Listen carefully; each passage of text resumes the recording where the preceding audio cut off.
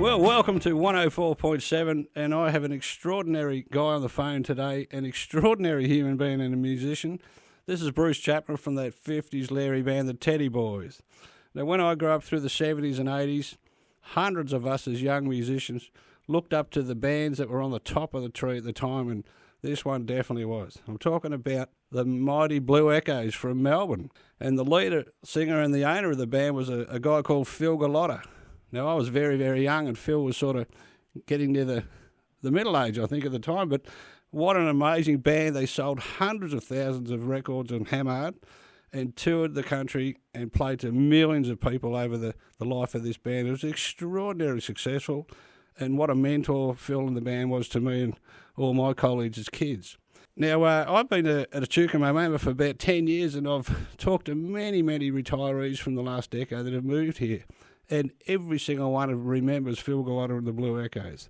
I'm now part of the 104.7 team, and I thought I might pull this together, and you wouldn't believe who I've got on the phone.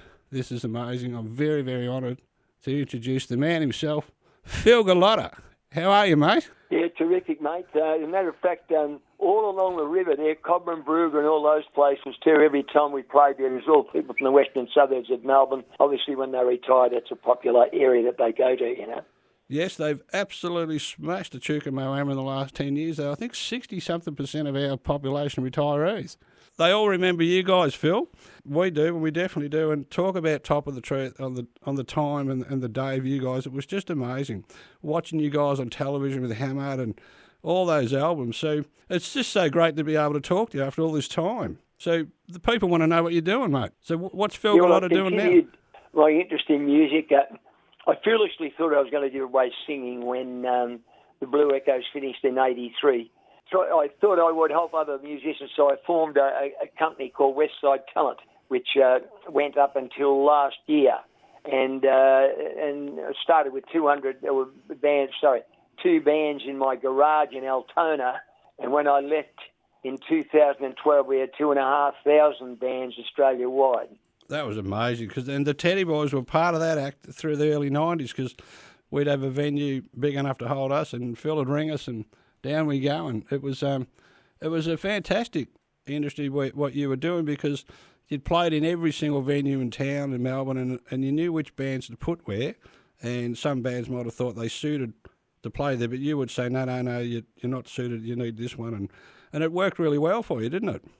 Yeah, well, I try to advise guys. In fact, about 12 or 18 months ago, I wrote a book. I'd been thinking about it for about 4 or 5 years that virtually encapsulated my career and the blokes in the Blue Echoes, and also ideas and instructions for bands to follow, because everything that we did was all by trial and error. So I learnt so much. Yeah, I'm an ideas man. I come up with ideas all the time. Some of them work, some don't. So when they don't work, you let other musicians know so they're not wasting their time. That's good, and that's why it was so successful, because when people rang Phil Golotta at Westside Talent to get a band, or might even be a two-piece for a wedding or something, you had the people right there all the time that was perfect for what they wanted. And in those days, you'd have to go out and see bands. I'd be going out some nights and hit 20 hotels to find just 1 or 2 duos or something like that. I was very selective about what we did. And so I knew exactly what that band did, what they sounded like, whether they took long breaks, whether they got on the booze, whether they got on the poker machines. And so you had a real in-depth idea about every single act and their character, you know? Yeah, and it was fantastic, and so many people relied on it.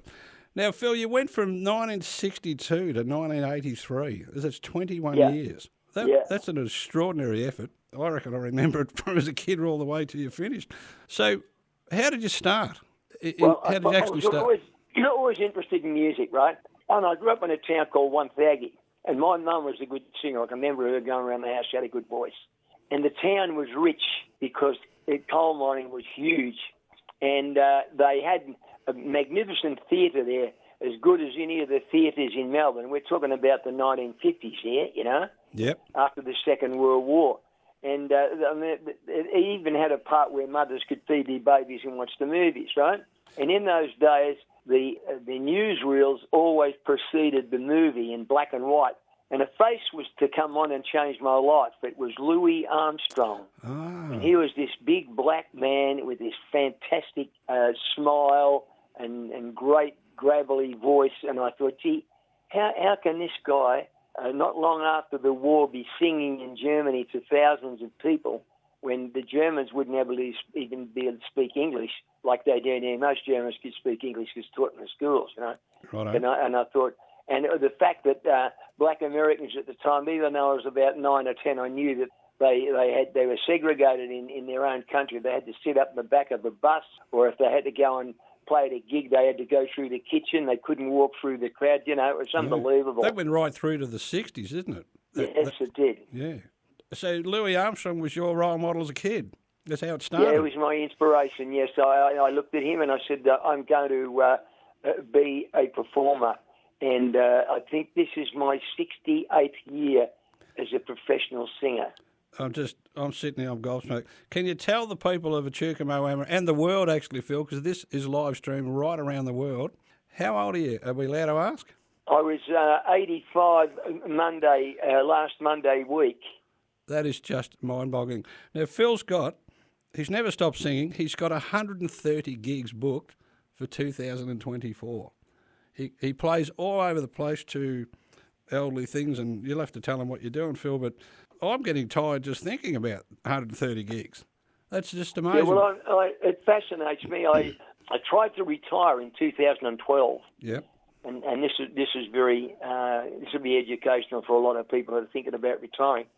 Unless you put some thought into what you're going to do, you're lost. There are so many middle-aged and elderly people who actually suicide because they've got nothing to do and they didn't realise it until the last minute. And the same thing happened to me. I hadn't put any plan in it. Anyway, I got so desperate, I started playing bingo. Oh, wow. So I went to this club where the bingo was on, and a guy said to me, he said, I live at an aged care facility over the road there. He said, why don't you come and sing? And I'd never heard about this world of aged care and retirement villages and all that. And so I said, oh, yeah, what time do I sing? They said 1:30. I said, that's perfect, because in the morning I exercise. I bike ride, I do weights, and I power walk. And nighttime, I love television. I watch TV. But that gap between 1 o'clock and 5 o'clock in the day, I had nothing to do, and I was absolutely lost. And I walked into this place that this guy suggested I do. It was called Sunrise Supported Living. And the woman said, Phil Golotta, Blue Echoes. And I poured my heart out. I said, listen, I'm in big trouble. You know, I'm suffering the depression and anxiety, and I'm lost, like I'm a lost sheep, you know. Wow. And she said, well, why don't you come and sing for us next week? I can't pay you much, but I said, that'll be great. And because thinking about it, like if you're singing at 1:30, by the time you get there, do the gig, pack your gear, that afternoon's gone. So you've filled the void, you know? Yep. Plus doing something you always love doing. Most importantly, you've made some people who are on their own, very lonely. You've made their days singing all these fantastic songs from all the different eras that they come from, you know. And they'd either be smiling or they'd be crying, you know, just remembering about those days. And since then, I think I've done something like 2,500 of those gigs. Wow. Well, I'll tell you what, we're going to play one of your songs now. It's called I Say No, because Phil wrote this song. This is an original song, and it's fantastic. It nearly brings a tear to your eye. It's really, really good, Phil. We'll play this song. This is an original for Phil. It's fantastic. What it is, I'm an award-winning songwriter from the 70s.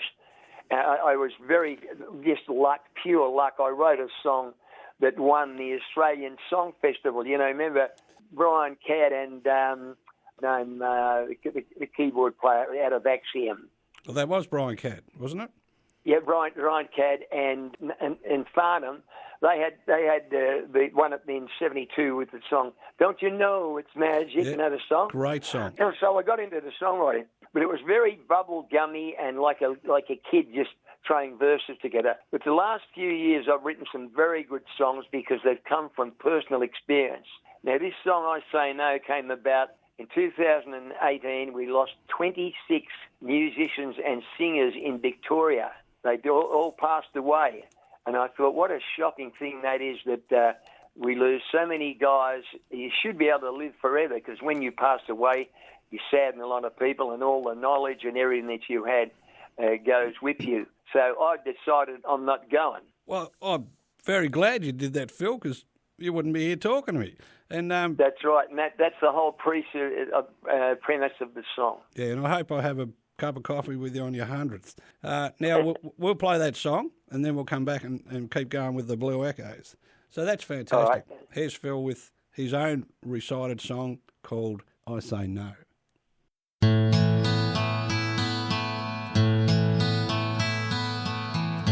When it's time to pass away, I say no. Too many songs to sing before I go. Too many children to hug and kiss. Too many balmy summer nights like this. When it's time for me to go, I refuse. Just wanna keep on winning and never ever lose. Just wanna see your smiling face again. Don't wanna hear that lonesome word, amen. So I say no, I don't wanna go. My love for you continues to grow.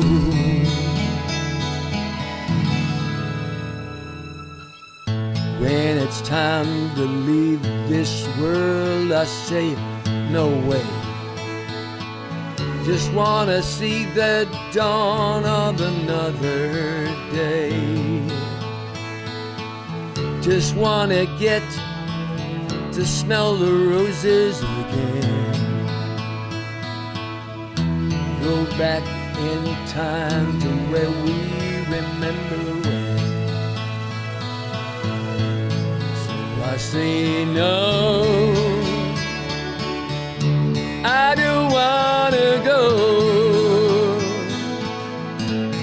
Just hold you in my arms, in the cold and the snow.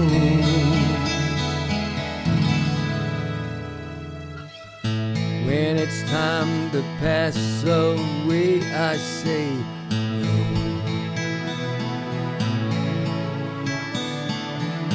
When it's time to pass away, I say no. That was the original song from Phil Golotta called I Say No. That was fantastic, Phil. Now back to the Blue Echoes.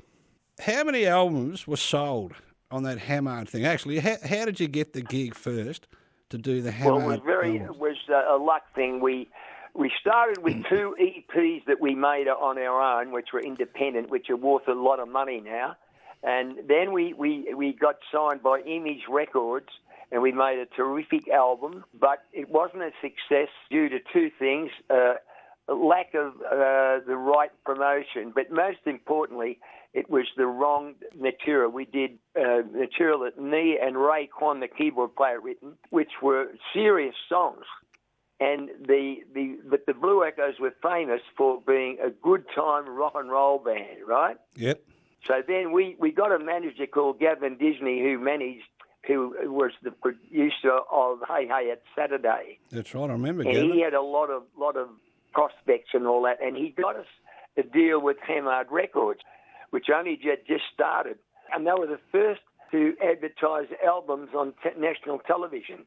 So to go on with them was a huge achievement, because you knew that your album was going to get really promoted well, and you were going to become known all over Australia.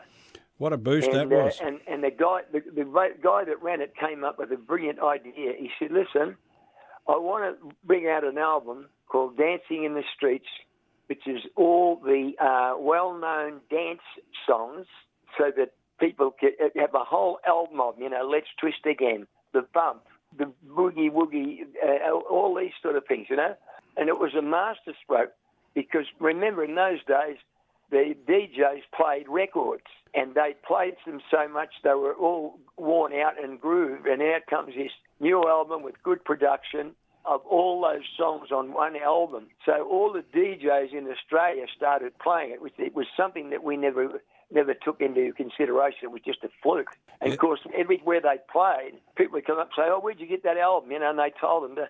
So it had to be about 500,000 because, or even more, because platinum, I think, in Australia, it might be up to around about the 500,000, and I think the gold was 250,000. Wow! Well, so that one had both, and then we bought another Timber album out the following year called "Clap Your Hands and Shout." Same thing, all those songs, Personality, all these great songs from the '60s.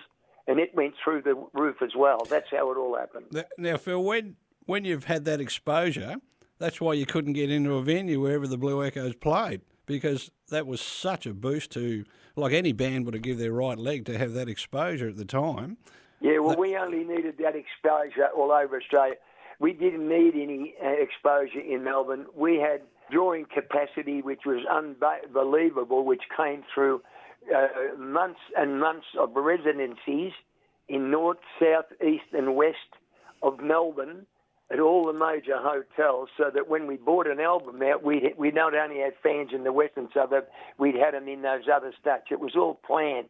I like sort of planning things, and fortunately for us it worked. Now, Phil, every time I mention to anybody, it doesn't matter how many years ago or yesterday, everyone says, "Oh, yeah, went to the Tottenham Hotel." What is so special about the Tottenham Hotel with the Blue Echoes? Well, it's everything. You remember, can you imagine how all the bands felt in 1965, I think it was, when Melbourne got the poker machine, 10 o'clock closing. Oh, yeah. Right? Now, prior to that, most bands could only play on a Friday or a Saturday at a dinner dance or a ball or something like that. Now, here was this door going to open where you could go full-time as a musician, right? Yep. Because instead of just Fridays and Saturdays, they would have bands Thursday, Friday, Saturday, Sunday, which would be enough to live on. Was that up until 10 we o'clock, were was that it? excited.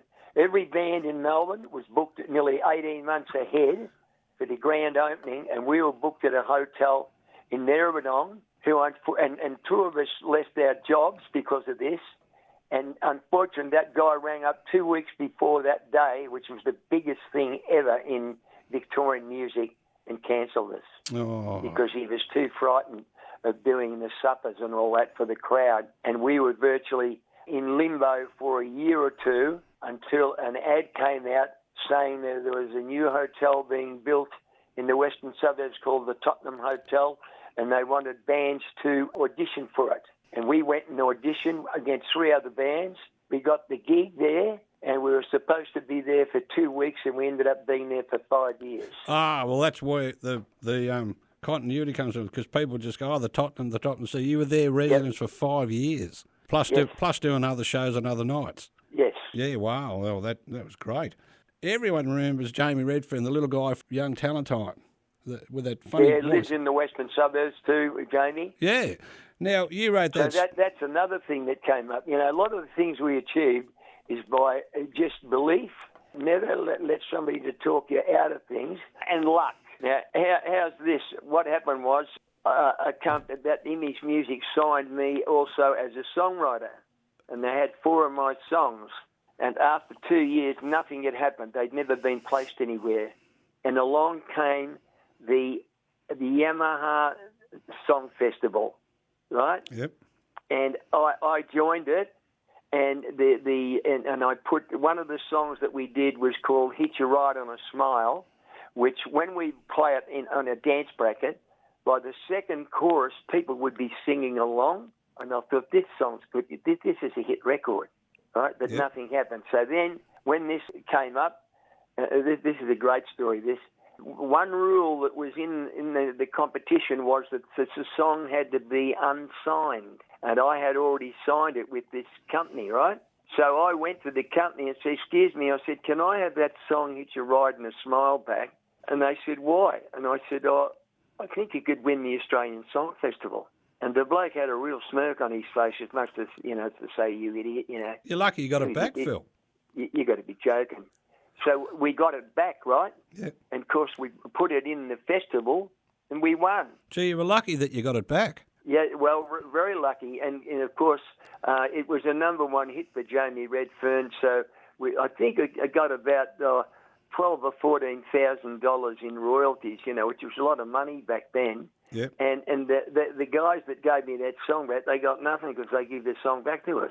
Yeah, that's karma for you, mate. I remember that song like yesterday. I was about 10 years old. It came out, and Jamie had been snaffled up by Liberace, taken to America. I can't remember what year that was. I think that might have been later. Probably had more success with your song. Yeah, I think that was in 1973 was when we won, and imagine this. I wrote the song one day after a Carlton Eston match because I'm a mad Bomber supporter and I'm really wrapped with what's happened this year. We were second on the ladder. That's why I didn't ring you the other day. What happened was I was carrying I had an argument with one of the guys in the Blue Echoes. He was telling me how good Paul McCartney and all those guys overseas were and that we didn't have songwriters here. I said, well, what about Xander and Young? What about Brian Cadd? And I said, I reckon I could write songs. And he laughed at me. So I went out that week and I bought a cassette recorder. Remember those? Yeah. And I got home after the footy and I wrote that song in 15 minutes. Wow. It's a lovely with shuffle no beat. Music, just a human voice, right? Yep. So can you imagine how I felt when we got to the World Festival after we'd won the Australian one in a place called Budokan Hall. Budokan Hall is a major venue in Japan where all the sumo wrestling used to go on, and it's where Lionel Rose won the world title against Fighting Harada. All right. So could you imagine how I felt when I'm standing there listening to the song that came out of my voice and my heart, played by a 45-piece orchestra? Unbelievable. Yeah, you would have just done cartwheels. You would have been speechless. Yes. Yeah. Oh, that's a great achievement. You deserve that, Phil, because you just keep opening the door. If you don't keep opening them, the one won't shut. And there's a lot of those stories about people that wrote songs and in 5 minutes or on toilet paper or something, and next minute they got a worldwide hit and people just can't believe that it happened. But it just happens like that, doesn't it? Yeah, well, there's a lot of luck involved. But I suppose the message I give to the musicians today, don't listen to too much vibe of people that are negative and all that. If you know or believe in something, you just go ahead and you just keep trying and trying. So many doors will get slammed in your face, but eventually you can break through. Yes, well, remember Elvis Presley had 2 recording studios that wouldn't touch him. Elvis, they thought he was crap. So, it goes from right up to the top. Yes. Speaking of that, Phil, what's your favourite song in the world? I'd be really interested in the say with the listeners. There are so many great songs and so many great bands, but as a performer, there's two songs that I can sing anywhere in the world, and I draw a crowd, and people give me a standing ovation. And one is called "This Is the Moment." It's from the musical Jekyll and Hyde. Yep. And the other one is "My Way." Ah, Frank Sinatra. Yeah. Before I sing it, I say, right, you people, because somebody had a go at me about singing it at a aged care facility because of the content, right? Oh, really? Because everybody thinks it's about dying. It's got nothing to do with dying. What happened was Frank Sinatra, Dean Martin, and all the guys in the 60s were really worried about their careers because the Beatles, the Rolling Stones, and the Beach Boys, the Four Seasons, were all at number one hits. So these crooners were struggling. And what's his name? Sinatra rang Paul Anka. You've heard of Paul Anka? Oh, yeah, definitely. Yeah, Paul Anka, and said to him, listen, I need a song to put me back on top again. And what happened was Paul Anka was singing in Paris. He was driving a car through Paris and he heard a French song. And the backing was the backing for My Way. The song was totally different. It was called El Corriere or something, some French name. And he went to the publishers, got the rights for the music, and he started writing the song. And then about 2 months later, he rang Sinatra at the casino in Las Vegas, and he played the song to Sinatra over the phone, and Sinatra said, "That's the song." Isn't that amazing? And Paul Anka writes many, many hits for other people. The people don't realise that. Some people are just really, really clever at putting songs together. I tried, and it's just something I can't do. But God bless all the ones that did, because we wouldn't have what we have today, would we? So that's your favourite. That was the first of the power ballads that had fantastic lyrics. Oh, well, Elvis did it. And then Everyone there's did been so many written since that had fantastic lyrics, you know? Well, when Elvis Presley copies a song like that, and it gives you goosebumps when you sit in the dark and listen to it, it is absolutely, there's a message in that.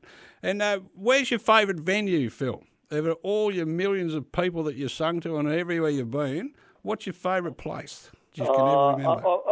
I would say some of the clubs, even Richwood Golf Club. Wow, up here. We were massive there, and the sports club when it first opened. But down here, places like the Council Club Hotel in Preston, which is now called Kramer's, the Toddy, the Tarmac, what was the one? The big one out in Essendon, and it was called the International. Now it's called the Starlight or something. Big hotels with the Waltzing Matilda out of Springvale Way, and they were all massive rooms. And there's a funny story about one of the places. It was the one in Moorabbin. I'm trying to think of the name of it. The Moorabbin Town Hall? No. This is a hotel, right? Righto. You think about this. We're playing to 600 people every night with a small PA, just a speaker each side and a little amp. I don't know how they heard us, you know. But anyway, this is a great story. I saw one night that Billy Thorpe and the Aztecs were on, right? Yep. This is when he went from being a cabaret-type singer and what's it called, the early songs, Somewhere Over the Rainbow and all that, into this heavy stuff. So we come in the next week and said, how did the night go with Billy Thorpe? I said, it didn't. So what do you mean? He said, we had 600 people here. He said, but what happened was the room was cut off by one of those, those vinyl sliding walls. Or a concertina door or something, one of those. Yeah, that's it. And behind that, you wouldn't believe it, there was a pool competition going on. Right. So Billy Thorpe's hit the guitar strings, and the ball started moving on the billiard table. Wow. And they walked up and said to Billy, "Hey, Billy, you'll have to turn down." And he said, "Go forth and reproduce."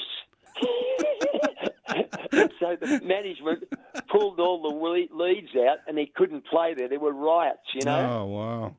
That was But then the hotel scene got used to the bands coming in with the big PAs, the desk, and all that stuff. But it was revolutionary. Nobody had played at a hotel because he turned up in a 4-ton truck with 6 Marshall amps and 2 massive big speakers for the vocals and all that. Had never been seen before. The cars would have heard him driving past. Was it the South Side 6, Phil? That's the one. That's what it was called? South Side 6, that was the one. That's my engineer over here is just giving me the wave of what it was. John? Yeah. Oh, it's amazing, mate. Right, we're going to play another one of your songs, Phil. Now, this is another one of your original songs. It's called Son of the 60s, and it is absolutely sensational.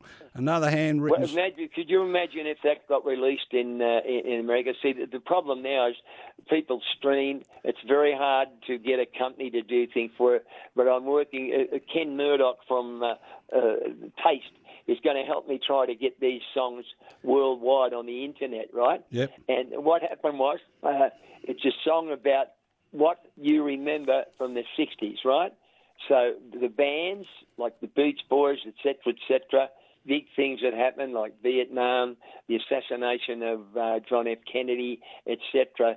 I'm very proud of that song. In fact, I reckon if an American artist recorded it, it would be a big seller. And it's true what you say, Phil, about it's called memes or something, memes, MEMS, but there's an actual reason and a certified thing about this, and I've read about it and I can't remember what they call it, but anyway, when you hear a song, it takes you back to a specific place and time, and it's incredible. Yes. It's really eerie, and I do it all the time, and they reckon it's more powerful than sense and smell. This is the scientists. There's actually a video of that on YouTube or Google, Son of the 60s. Yeah, that's great. That's great. So we're going to play that now, and we'll come back and get another bit of the Blue Echoes and Phil Golotta. This is great. Here we go. No problem.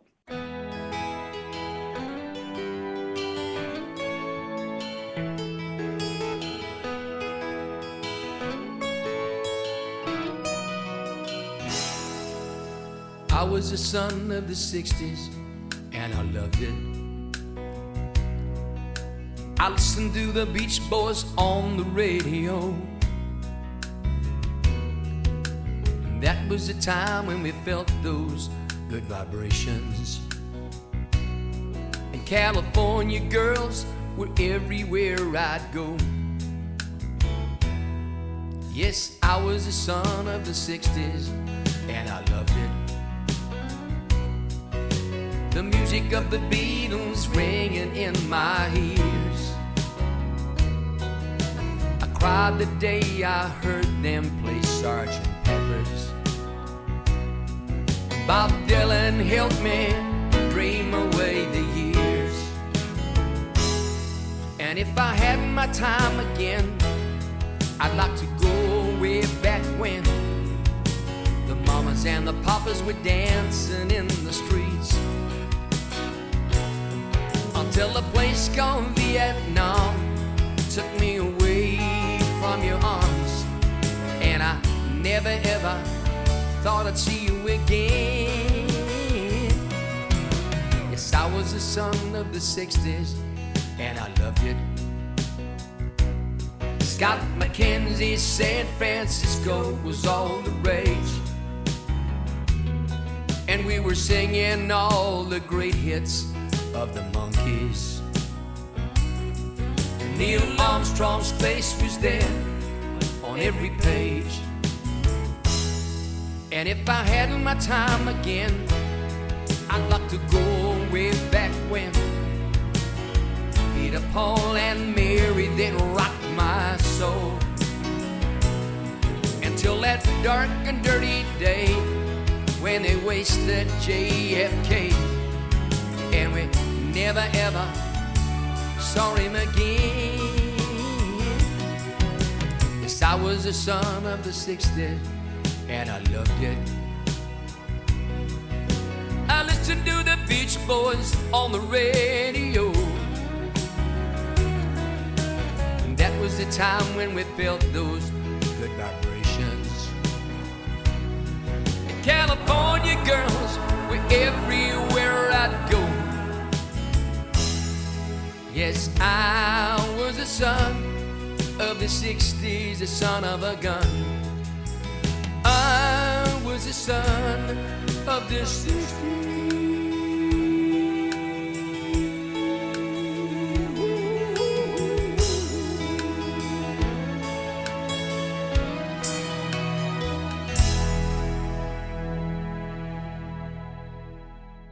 This is going good, Phil. You okay? Yeah, no problem. Beautiful. All right. So now I'm going to talk about another question, Phil. After all the millions of people you've played to and the 2 decades plus that you've with the bands, the Blue Echoes have endured, and all the rest of your own stuff, what's the difference now on a Saturday night? Little musicians say to me, "Oh, there's nowhere to play," and some bands have to nearly pay to go and play somewhere. There's virtually nowhere left to go and have fun. That's the way us old blokes look at it. I'll tell you what's happened. COVID. When COVID came, nobody could go out. You couldn't go to a venue, right? Yep. And then even when it reopened, people had no money. It's taken nearly 2 years for them to start going back on it again.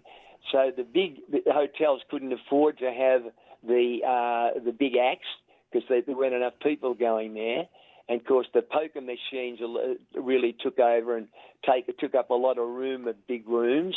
So the best thing they did to dribble back in was solos and duos, which most of the material is by duos these days instead of a 5 or 6 piece band or a tribute show. Because I was with the Teddy Boys, we toured, it was a big show band, it was a 6 piece thing, and it mesmerised people because it had so many things for kids and people to watch and to listen to. Yes. They couldn't work us out, But now I sort of feel a bit sorry for the people sitting in a corner with two people and a drum machine, with 400 instruments coming out of this box. And it's not like the days with the big band. It's just they can never capture that same moment and that same feeling.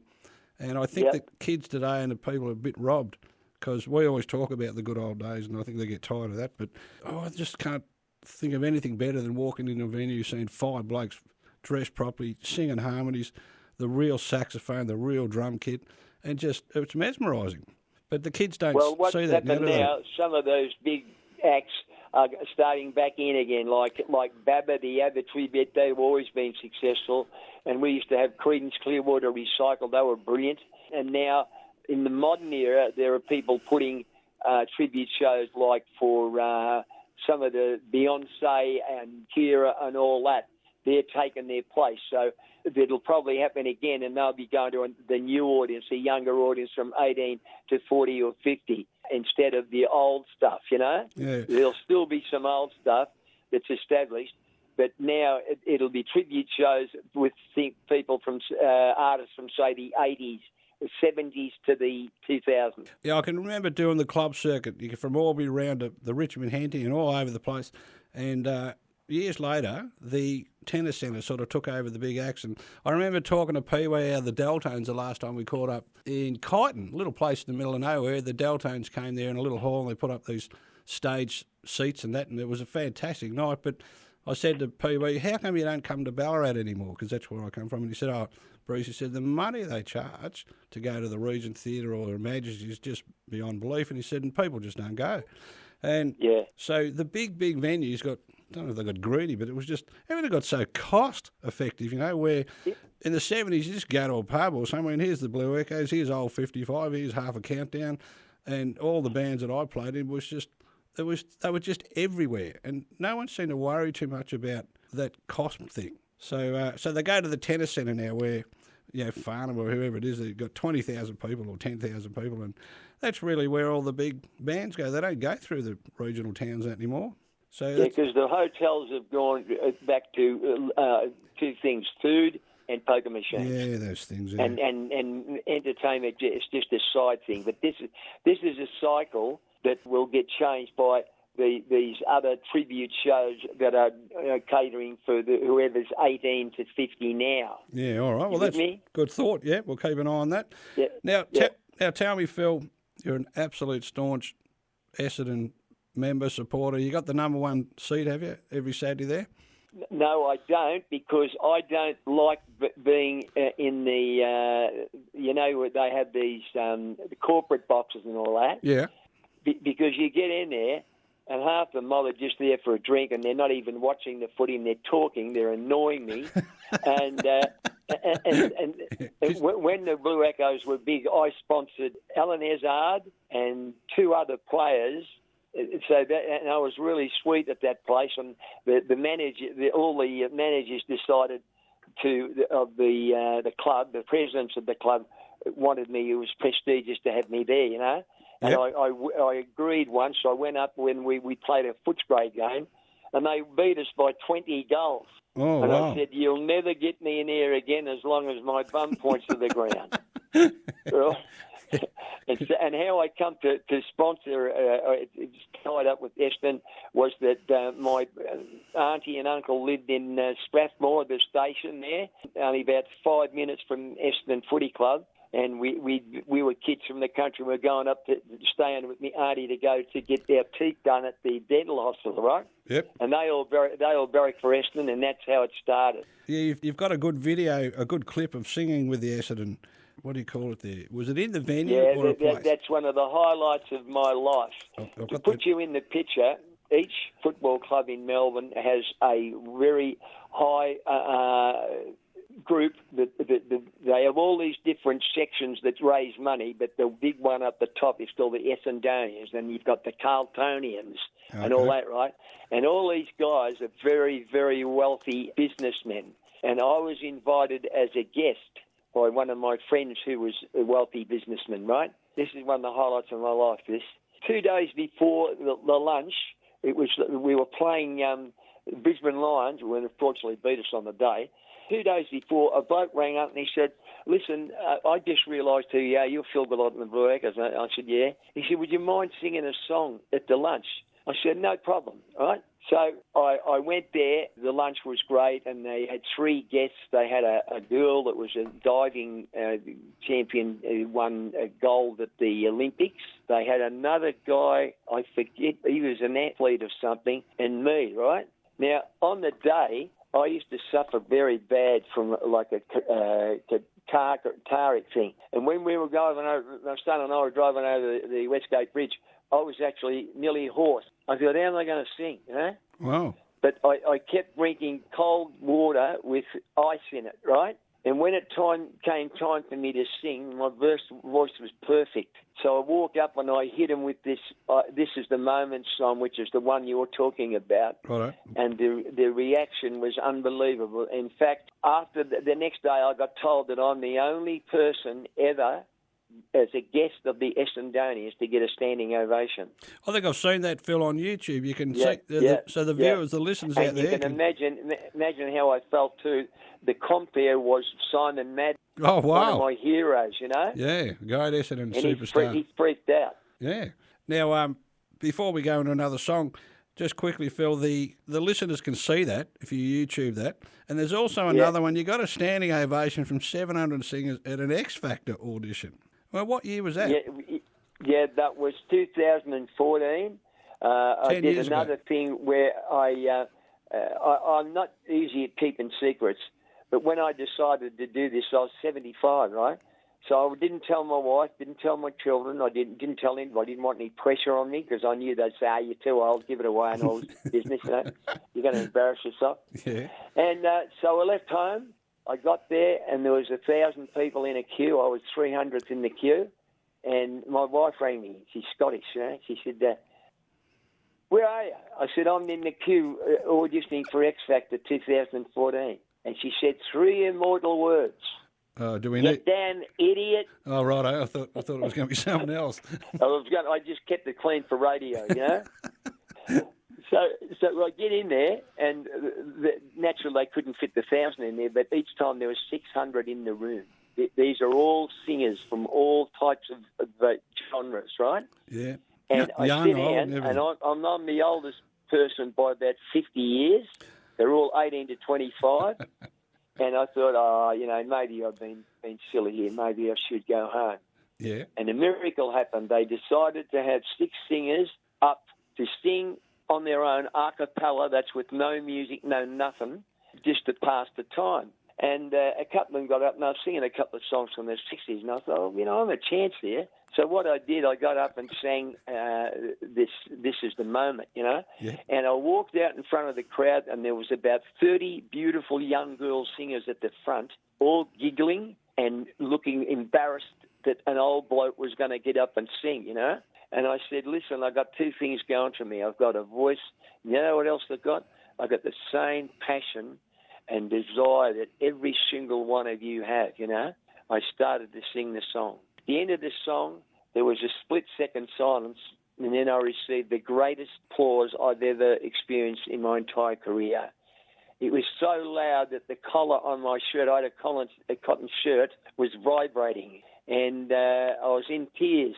And unfortunately, I didn't get. There were hundreds of people videoing this on their phones, and I forgot to ask them, so I didn't get that, right? So what happened was I went into the producers. They wiped me straight away. I only went, this is the moment, this is the day. Wiped me. They didn't want to know it because I was 75. They didn't realise what had happened in that room. So you never got a copy? No. So on the way back out, the guys running the show, they said, listen, you'll be in the final. You do us a favour, there's 400 new singers here. Would you sing that song again? And I sang it again, and that you can see the video of that, and I get a standing ovation from a few people, but fantastic applause, but nothing like that first one with the 600. Well, maybe that's something I'll regret all my life. Maybe if there's some listeners out there worldwide or anywhere that knows someone that was there, Can we get a copy of that? Get a copy, ring us here. I did that. I put it on Facebook quite a few times, but unfortunately I never had the luck. It was just an unbelievable experience. Yeah, well, we'll get 104.7 callers maybe, and maybe someone knows someone that's got that. That'd be great. But, Phil, I was listening to your song, the I Say No and that, and you sound like you're 40 or 50 years old. Yeah, when I ring people, I often ring people and they say, how old do you think they are? And I said, 30. Yeah. Because I've got a young voice, you know, well, and a young singing voice too. It sounds like it did when I was a kid, when you're at the front of the Blue Echo. Yeah, and the only difference is if you listen to those huge albums of the Blue Echoes, I reckon I sound like a chipmunk. I've got a real thin pop voice. Yeah. But what happened was about 8 or 9 years ago, I had experience where my voice matured, and all of a sudden I've got this thick, very strong voice, and I've lost a lot of impersonations that I used to be able to do, but I've ended up with a better, stronger voice. But they're just two worlds apart. When I heard your song just recently, when you sent me these CDs, it just straight back to At the Hop album. Your voice hasn't hardly changed. It's just fantastic. Now, can I just... we're going to play one more song. We're going to play another song. This is one of my favourites of the Blue Echoes. It's called Teenage Lover. So we'll play that. If you want to listen to beautiful harmonies and that, this is one of your best songs. I know you've done many of them, but it touches me. I don't know what it is, but I never, ever get tired of listening to this song. Well, as you know, the Blue Echoes consisted of Ray Screamy Eames. He had a very harsh voice like Creedence. You had the drummer, Ronnie Chapman, with the bob, and falsetto. And then you had Chris Studdard, who's singing that actual song you're talking about, a magnificent high voice similar to Frankie, what was he? The Four Seasons. Valley. Frankie Valley in the Four Seasons, yeah, he was a freak. And I was a sort of a mid-range singer, so that's Chris Studdard that's actually singing, a bass player. He got a great voice. Yeah, Chris was a great bloke. He did a job for me once, and I was very proud of him to come up to Ballarat and do a show with me. It was great. And it's great to have Phil Golotta from the Blue Echoes on 104.7 EMFM. It has just been a fantastic interview. We've got another great song from the At the Hop album in 1981 called Teenage Lover. This is one of my favourite songs. It is a ripper. I met this girl at the filling station. She was what you'd call a sensation. I guess I knew right from the start she was gonna be my queen of hearts. Well, baby, baby, be my teenage lover. I'm gonna love you like no other. And when I'm with you, it'll work out fine, baby. Oh, be my lover tonight.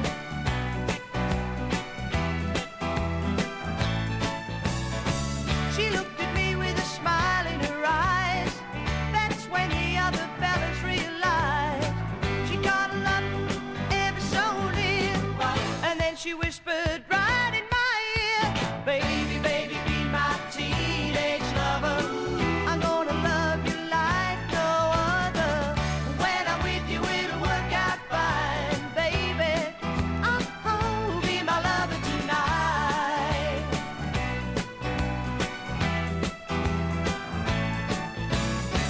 She held my hand and she squeezed it so tight. I saw stars even though it wasn't night. She cuddled up ever so near, and then she whispered right in my ear. She said, baby, baby, be my teenage lover. I'm gonna love you like no other. And when I'm with you, it'll work out fine, baby. Oh, be my lover, yeah, baby, baby, be my teenage lover. I'm gonna love you like no other. And when I'm with you, it'll work out fine, baby. Oh, be my lover, yeah, baby, baby, be my teenage lover. I'm gonna love you like no other. And when I'm with you, it'll work out fine. We're getting near the end of it, Phil. Now, you went on a ship in 2017 and won every karaoke competition from one end of the world to the other on the ship. What's the go with that? Well, what happened was I had these bucket lists. You know what bucket lists are? It's a movie about old people doing what they want to do. Oh, right? yeah. Before they pass. And I wanted the Tamworth Country Music Festival. That's how that country song came up. Yep. I wanted to go to the Tour Down Under, which is in bike race in South Australia. And I wanted to go to sing in Times Square. And what was the one you just mentioned? The karaoke on the ship. Oh, yeah. So what happened was I went on this tour, Canada and Alaska. Unbelievable. If anybody out there want to go to a country, go to those places. Now, I was with 24 other couples, and I was on my own because my wife was home looking after my 100-year-old mother-in-law. Yeah. So instead of being bored, I decided I'd go in every karaoke competition from Victoria, Banff, Lake Louise. I'm forgetting the other places. There's about 8 of them. And to tell you, karaoke is massive in Canada. They get crowds of 300 or 400, you know. Wow. And so I get in there, and I start singing songs like New York and that, and My Way, and I won every karaoke competition in 9 different places. Do you sing in your sleep, Phil? Sorry? Do you sing in your sleep? No. Oh. Anyway, I got all these T-shirts, never had to buy a drink for 21 days. Oh, great. And young blokes would come up, all these backpackers, and they wanted to speak to me because they like Australians, and they wanted to buy me a drink. And the girls would come up, and they were crying. And I said, "Why are you crying?" And they said, "Because we're from Germany, we're from Belgium, we're from Japan, we're from Scotland, and we haven't seen our grandfather for 18 months. And tonight, you are our grandfather." How good was that? Would have been touching. It was unbelievable. Yeah. The power of music, Phil. You made so many people happy over the decades, and here we are talking, and I'm still happy to talk to you because I remember so much as a kid watching the Blue Echoes. You were very, very well known for a stage show, not just singing the rock and roll song. We had a floor show. We'd do, say, 3 dance brackets and a floor show. When I think about it, it was a lot. It was very, very stressful, very physically demanding. But we were all younger then, and we handled, you know. And so what happened was when we were at the Tottenham Hotel, I said, "Right, we're leaving here." And all the band crapped themselves. They said, "But, you know, they're often it's an open checkbook to stay here." I said, "No, we want to become famous. So what we'll start to do is now, on a Sunday night, we'll start creating our own floor shows." You dress up so we and did things. Did for 2 or 3 years, and that night used to be sold out every Sunday night, and we learned all these material that we were going to take to the rest of Australia. Wow. And it was very fun. I can remember as a kid, I don't know where I saw you, but it was probably you out the front, dressed as a pregnant lady with a wig and bashing your stomach saying, "Always something there to remind me." And it was just things like that. They were hilarious at the time. Do you remember that? And most of it all happened by accident. You know, things would happen. There's just so many funny things that happened during our floor shows. You know, one night a bloke got up dancing with us, and we were doing Shaboom. Remember that song? Yep, yeah. Shaboom. And I was the speaker, and the largely built Screamy was dressed up as a girl. "How about this time out?" and all this sort of stuff, you know. And this bloke came out of that audience from nowhere, and he's dressed like a Cossack, you know, these Russian Cossacks with that funny hat on. Oh, yeah. And he's going through all of us on stage, and the people thought he was in the show. He wasn't. And I'm trying to catch him to kill him, you know. Oh, mate, there's just so many funny things that happened during those floor shows. It's unbelievable. So now, Phil, we could talk all day, but I've got to sort of wrap it up because we're getting near the end of it all. But this Phil Golotta guy we're talking to, he's been nominated for Senior of the Year by the Victorian government. Where was that, Phil? What happened there? Well, remember I told you I went and got a job at that aged care place? Yep. I also then signed up with another place. There's another world that I didn't know about. I didn't know that municipalities had these centres where they have days for different people, you know, like pensioners and all that. So I signed up as a volunteer. I'm still doing it. I'm going tomorrow, where I entertain these old blokes, like I'm older than them, and help feed them and do games with them, trivia, bingo, and all that sort of stuff. I love it, and became so good at that I was nominated by the staff as for the Senior of the Year. Oh, good on you. That's like a morning melodies thing they invented a fair few years ago. Ballarat did that, and Trevor Gleeson and Gary West and all them got onto it, and it was really, really good for like the aged care people. You'd set up a little band or a solo. I'd say that's currently going on in Bendigo, and it goes all over Australia, mate. Yeah, no, it's good, and it's so rewarding. Because you get up and do a song and you see these people, their reaction is incredible, you know. Yeah, because their lives are pretty well not much to do in their early years, and then you have that entertainment, and I just love it. I've seen many. Well, some of them don't even get a visit by their family. How bad is that? Yeah, you know? yeah. I remember, Trev and Gary West and all the gang from Ballarat had the morning melodies. It was huge, and they used to go all over the place. Yeah. Wow. Now, Phil, we're going to wrap it up. It's been absolutely fantastic talking to you. Anyone wants to have a chat about Phil Golotta, give us a ring at 104.7 and have a look where he is, and maybe you can go along and catch him having a sing of the song, because a lot of people thought you guys weren't here anymore. I've been saying, no, Phil's he's doing more gigs than anyone I know. It's just fantastic, Phil. You're an absolute credit.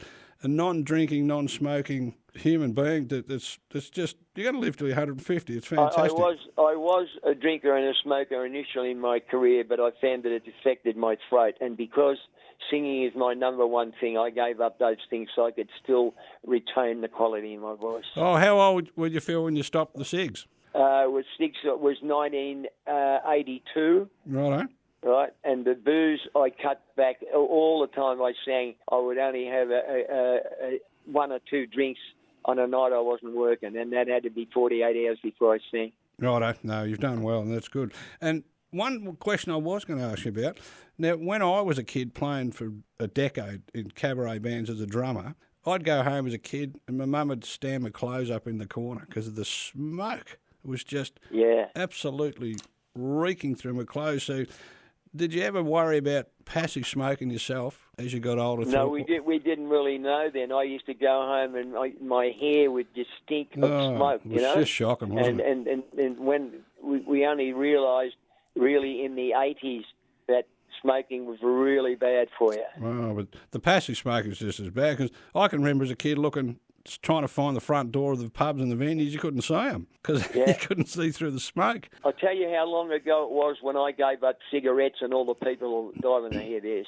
Cigarette packets were 28 cents a packet. For how many? 20. 20, oh, wow. So what, 10 cents? You've seen the prices they are now? That's just a cent or two each. That's, $50 for a 30 or whatever it is, or 40, whatever. It's just ridiculous. I think they're even more than that, Phil. Someone said the other day they were $75 it's ridiculous. If I hadn't given it away, I would have died in my 50s. Yeah, well, that's a good message for all you young people out there, and you older people too. So, all right, so we're going to wind it up, Phil. Now, I just can't thank you enough for the interview. I hope everyone that was listening to 104.7 today had an absolute great hour with the great Phil Golotta and the Blue Echoes. What a band. There was about 3 bands that I really, really looked up to for my career. One was the Blue Echoes, of course, Trevor Gleeson and Shoto, and Old 55. Frankie became a good mate of mine in later years, and I've often had these conversations with the good old days, because they were the good old days. They really were. So we're thinking of you, Phil. So you stay safe and healthy, and thank you very much for doing this interview with us, and we've really, really enjoyed it. What an extraordinary human being fella you become. All right, well, we're going to wrap it up. I'm going to play another song to send us out, and hopefully we'll talk again soon. So there you go. Thanks very much, and it's been an absolute pleasure, and I hope it's been very enlightening for a lot of people, what I've had to say tonight. I think people would be listening and they'd be speechless, Phil, because we've just realised how things have changed so much, and just this hour conversation takes us all back to, we just call it the good old days, and I still reckon that's what they are. So, all right, Phil, goodbye and good luck, and thanks everyone from 104.7 for listening. We will talk to you soon. And to all your audience, listen to 104.7. Good on you, Phil. See you. Thanks, mate. Well, there you have it. That was Phil Golotta from the famous Blue Echoes from the 60s, 70s and 80s. What an absolute amazing gentleman he became in his old age, and he's still going. So there's a treat for all you baby boomers up here in Echuca, Moama and the district and around the world on 104.7. We hope you really enjoyed that. I did. Phil did. We all had a great time talking to Phil. A lot of messages in that, and a really, really funny guy.